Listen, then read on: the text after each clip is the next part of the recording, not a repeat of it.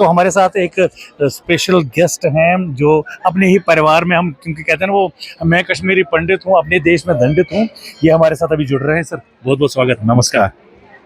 करो हिंदी मुझे क्योंकि हमारी जो ऑडियंस है वो ज़्यादातर बाहर के हैं। आप आज मंजगाम आए हैं अपने परिवार के साथ, सर क्या कहना चाहेंगे? पहले हम ज्येष्ठ अष्टमी के दिन पे तमाम कश्मीरी पंडित एंड एंटायर इंडिया को बधाई देते हैं कि भवानी और रज्ञा का आज ये जो हम सेलिब्रेट करने जा रहे हैं, ये अराइवल है माता का कश्मीर की धरती पे श्रीलंका से। जी समझे कि एक तरीके से एक बर्थडे सेलिब्रेट कर रहे हैं माता का।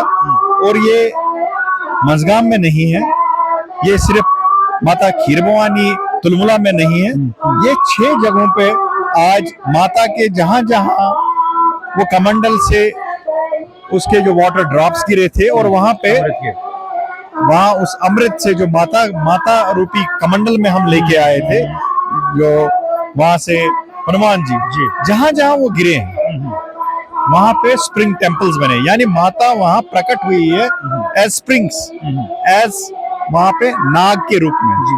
और हम कश्मीर में नाग को जो स्प्रिंग कहते हैं, तो वो नाग के रूप में हुई है। और हर एक क्षेत्र में वहां पे भैरव भी है उसके प्रोटेक्शन के लिए। और जब हम ये बात करते हैं तो ये कुलगा यानी साउथ कश्मीर में 3 जगहों पे ये मनाया जाता है जहां रज्ञा की स्थापना है। एक हो गया यहाँ पे मंजगाम में, दूसरा हो गया आपका लोगरीपोरा में है, तीसरा जहां माता त्रिपुर सुंदरी है जो दिवसर में है, जो भी डेटी है, आल्दो रोगिया नहीं है, बट आज उसका दिन भी मनाया जाता है। उसके साथ साथ जो कश्मीर में है रुनीपोरा में भी माता रज्ञा की स्थापना है। अभी यहाँ स्टार्ट नहीं हुआ वहाँ करना, लेकिन वो भी स्थापना। उसके साथ साथ जब हम नॉर्थ कश्मीर की बात करते हैं, टिकर में है। और जब हम सेंट्रल कश्मीर की बात करते हैं, एक तो सबसे ज्यादा प्रिजाइडिंग देवी है तुलमुला में, यानी खीर भवानी जो गार्दर मुलाम पड़ता है वहां पे। और उसके बाद में बड़गाम में रायथन में है। देखिए आज के दिन में कश्मीरी पंडित कहाँ पे भी बैठा हो, वो अपनी देवी स्वरूप जो स्प्रिंग टेम्पल्स है उनमें प्रस्तुति करते हैं, और हर एक एरिया के अलग अलग जगहों पे जाते हैं। और सबसे ज्यादा रश आज तुलमुला में है। उसके बाद में जितने भी क्षेत्र के ये मंदिर हैं, उनमें से कश्मीर से आज के दिन पे ये एक तरीके से हम देखेंगे रिकॉर्ड तरीके से कश्मीरी पंडित आज हर एक जगह में शमूलियत कर रहे हैं, और वो भी बड़ी तादाद में शमूलियत कर रहे हैं। तो ये एक माता का जो है दृष्टिकोण है। लेकिन जैसे आपने कहा कि अपनी धरती पे दंडित है, लेकिन एक फीलिंग है, एक होप है कि हम एज माता के सिर्फ पुजारी बन के यहाँ ना आए, यहाँ एज ए टूरिस्ट न बन के आए, लेकिन नेटिव आए। मैं कुलगाम डिस्ट्रिक्ट से बिलोंग करता हूँ, अश्मीजी विलेज है मेरा। मैं चाहता हूँ वहाँ पे जिस तरीके से हम इष्ट देवियों को प्रार्थना करते हैं, वहां उस धरती पे बैठ के वापस उस तरीके से करें।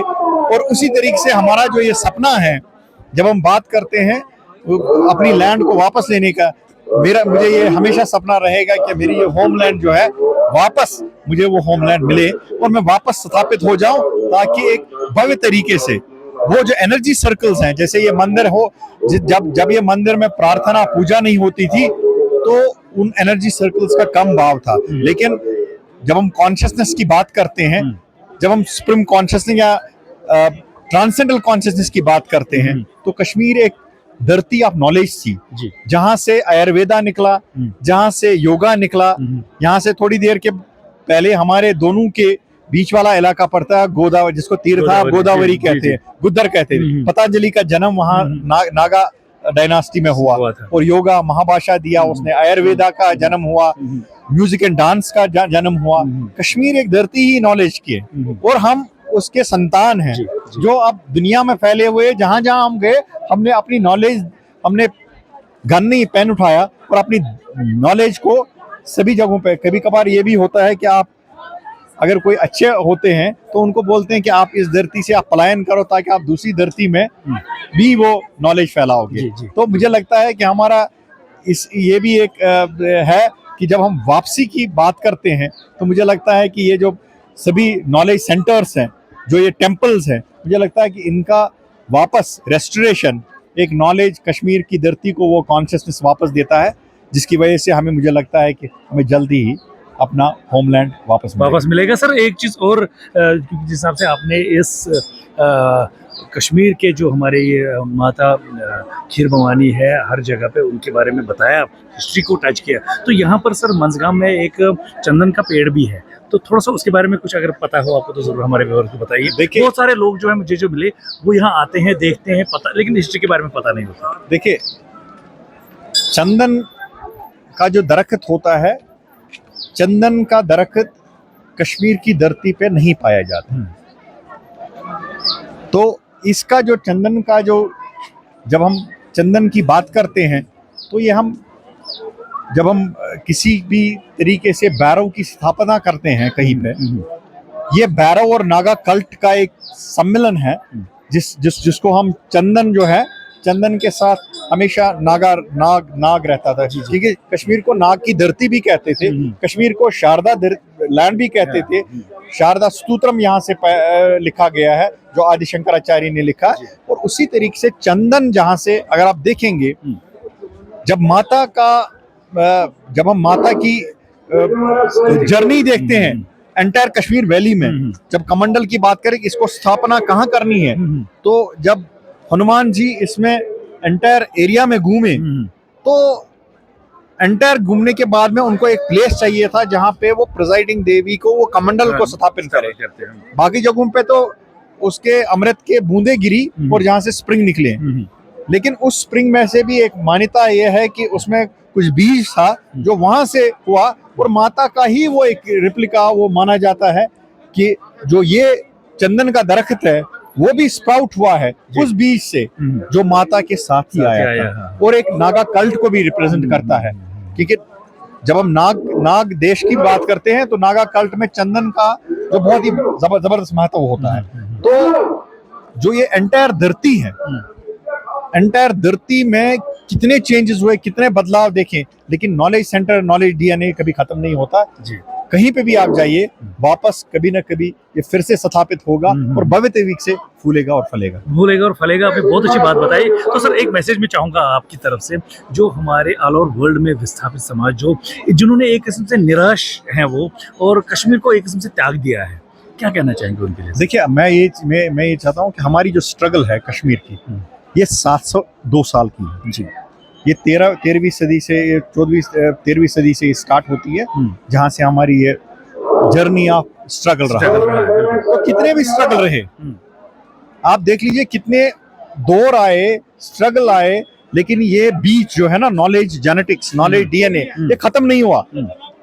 वर्ल्ड के बहुत सारे प्लेसेस में हमने बहुत सारा कंट्रीब्यूशन दिया, इस कंट्री की पॉलिसी प्लानिंग एंड पर्सपेक्टिव में कंट्रीब्यूशन दिया, चाहे वो गवर्नेंस सेटअप में था, चाहे वो डेमोक्रेटिक सेटअप में था, वो एडमिनिस्ट्रेटिव सेक्टर में, या इंटेलेक्चुअल साइड से था, हमने यहाँ योगदान ही दिया, योगदान के बगैर दे। और मुझे लगता नहीं है कि हमें निराश होना चाहिए, और हम ये सब चीजें और इस तमाम चीज को, मुझे लगता है कि आने वाले टाइम में निराश होने की कोई जरूरत नहीं है, क्योंकि जिस तरीके से कभी कभार, मैंने पहले ही जो कहा था, कभी कभार हमारा एक कर्म चक्र में जब हम बन जाते हैं ना, वो कहीं हमें ले जाते हैं, क्योंकि जहाँ कर्म हमारे होंगे हमें उस चीज को भी सर्व करना पड़ता।